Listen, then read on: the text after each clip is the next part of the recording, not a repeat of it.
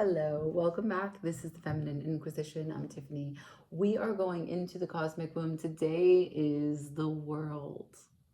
This is the back of the deck, the cosmic womb. A little bit about the deck. So it is energetically charged by the number 6, which is external harmony. There is an extra card, the cosmic womb, which is number 42, which we will get to in the next video. We will then complete the major arcana. What you need to know is that the cosmic womb is no different from the cosmic dark. And this is the availability that each of us as a human being, as a light being, has to manifest many different lifetimes in this one life. So when and if you're ready to gestate something new for yourself, for your path, for your future, for your fate, you must harmonize the divine masculine and feminine within. And so much of that is related to the shadow, the archetypes, etc., right? But it is about achieving external harmony that starts with the self and goes outwards to other people. Now, today I want to talk about the world, and the world is so special. It's such a beautiful card. It's a Saturnian card, and this is basically a graduation, a report card in one, right? Traditionally, the last card of the major arcana. And what this card does is it's an achievement, a wisdom, an achievement of wisdom. It's your renewal. It is your chance to say, wow, look at how much I have learned, and look at the product of my effort. Saturn's moment of truth for what you have stayed committed to.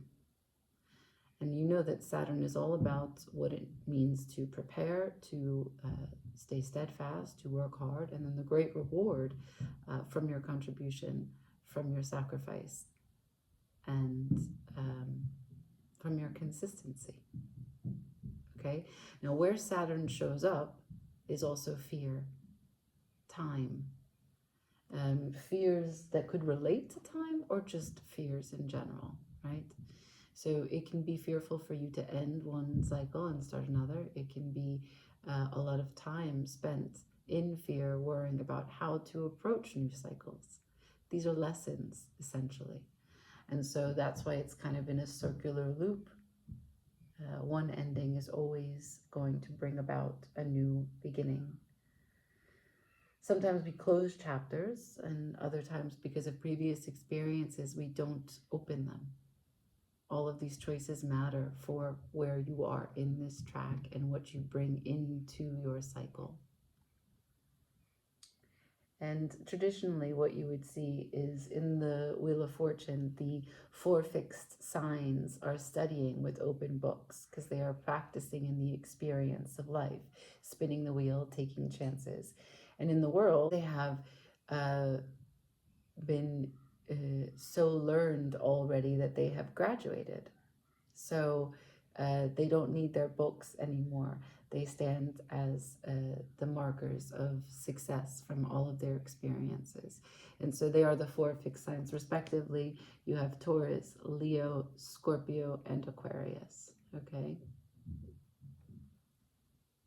The world can show up even when you don't feel strongly about starting or ending something. The universe will bring you the world, and we must abide. There are some endings that you don't want to end. Some closing of doors or opportunities that you thought were for you. And going through the world in that way is also a huge part of harnessing the energy of this card. She will teach you that despite your best efforts, nothing remains the same. Change is the only constant. And in order to really become complete, you must deepen your practice to co-create with the universe and accept rejection as protection. She asks that you be complete with it, regardless of any effort outside of yourself, and that you welcome her even though you don't know what is next.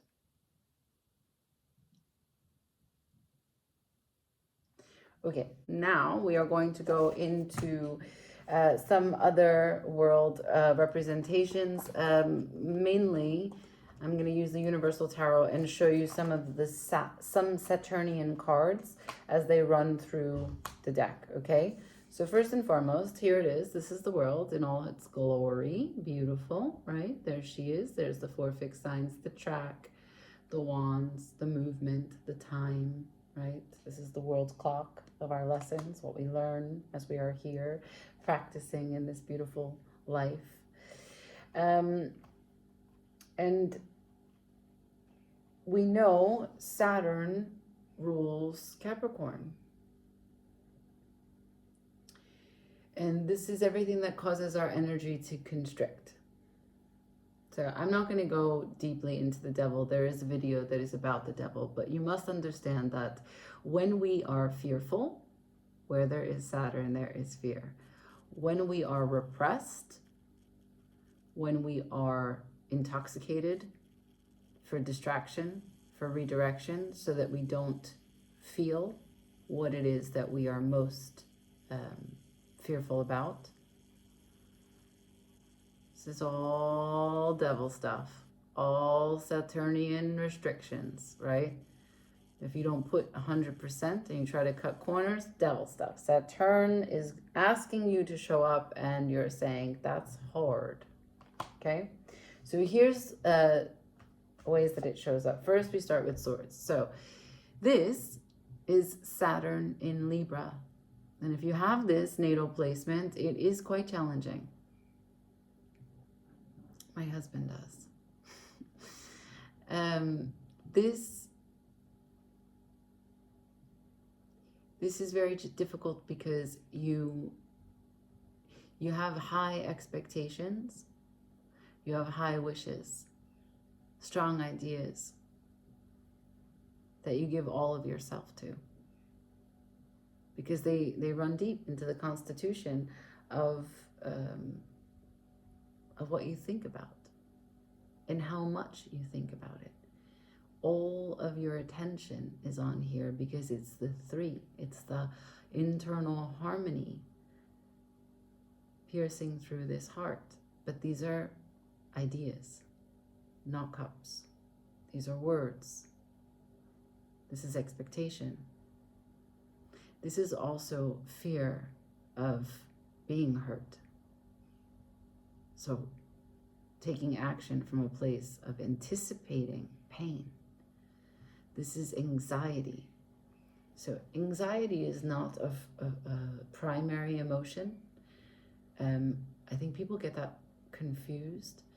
Anxiety is maybe a secondary or tertiary emotion. It is the fear of feeling the emotion that you most want to avoid, that you are most repulsed by.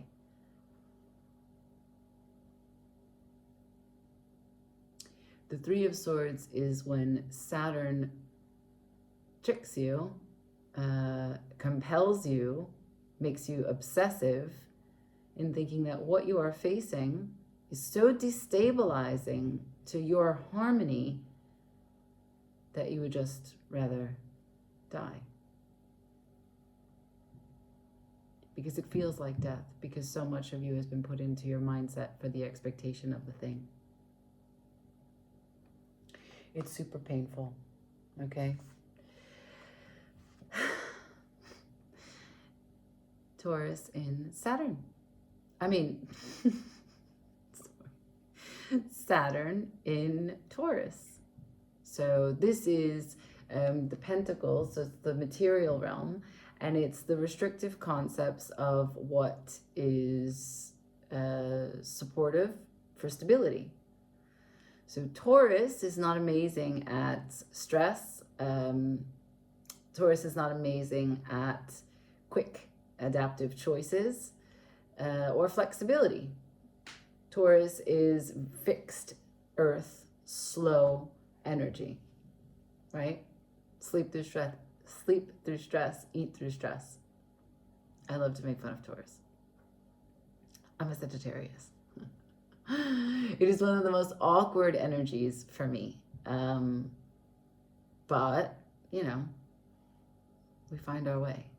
The thing is that there is no such thing as stability. This is a false sense of security. And Taurus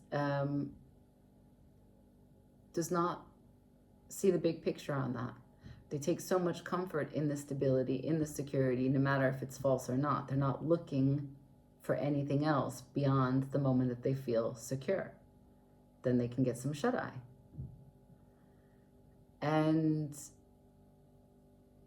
personally, it's vapid, but as a constitution for Taurus, that the energy of this card is such that anything that feels as though is not going to produce the stable and secure comfort that they need is going to be cut out. So this card is about discernment.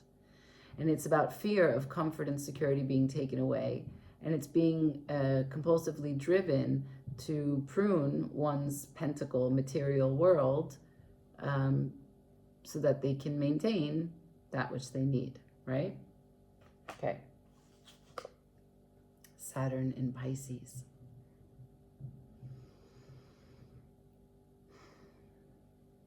So we know Pisces is the parentheses closing and then opening, and then the center, the middle point, the stasis in between. The ending of one chapter before we begin another. And in this card, we have a walking away from something which is not exactly reciprocal, balanced, satisfying. 8 out of 10 would be 80%, which is not so bad, but some recognition, some wish, some pull, some intuition, some Piscean witchiness has been gifted to the person, to the energy of this card, and to you if it shows up, to show that Saturn's wisdom is saying, if you want something more is available. But you have to take the chance to go get it. 8 is about power. Are you powerful enough? Are you strong enough? Are you full of conviction enough that you can walk away from what you have to get something that actually serves you more, gives what it is that you give? Saturn in Sagittarius. So this card, I kind of love the 10 of Wands. Is it a Sagittarius thing? I'm not sure. I think no. I actually think it's more my Mars in Capricorn thing. But so the thing that we need to recognize is that, number one, this is awkward as this guy is carrying wands in the worst possible way, right? Like, I'm a pretty strong person. I go to the gym regularly. We all know how we lift. We lift with our legs. We hold and carry with our back, right? The posterior chain is how we're going to take things from one place to the next. This guy is doing it all wrong. And why? Why? This card is always about, why are you taking the full load? Why are you taking the responsibility?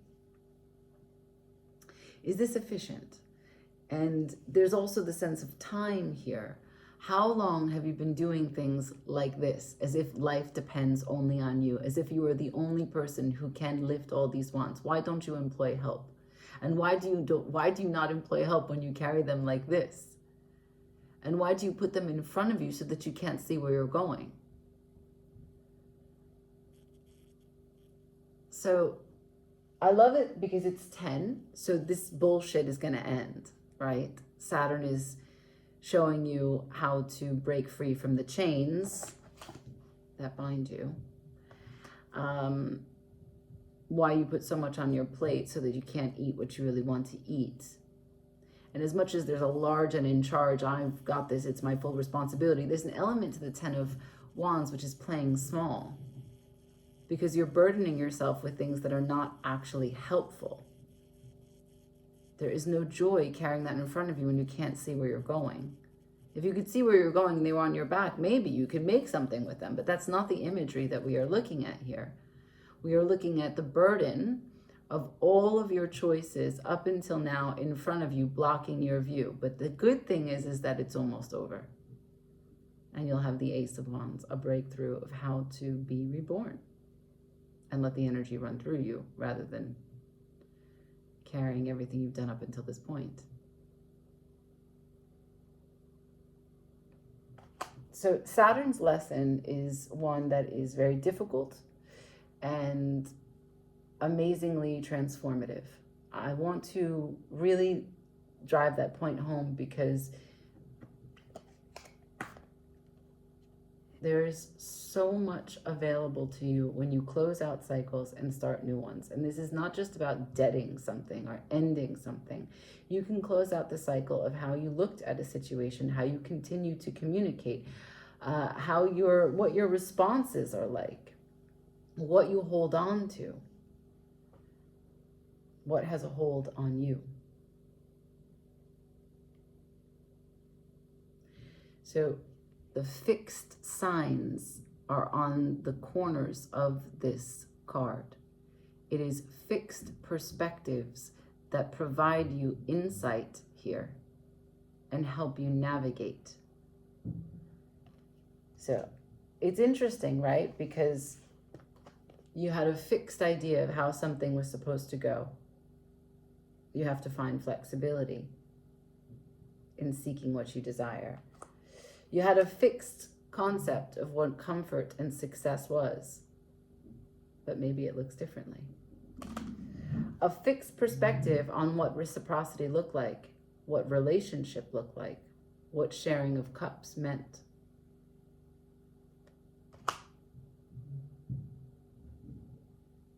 Maybe a fixed perspective on what it was that you were getting.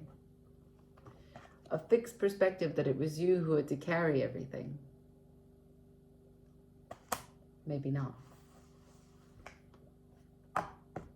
So just remember that it is always one ending and new beginning, and Saturn is here to congratulate you, but it is always going to be a reflection of your frequency. What you have done up until this point will open up this next cycle. Okay? All right. Like, share, comment, subscribe. Leave me a message. Pre-order is available. Shipping starts October. Ciao.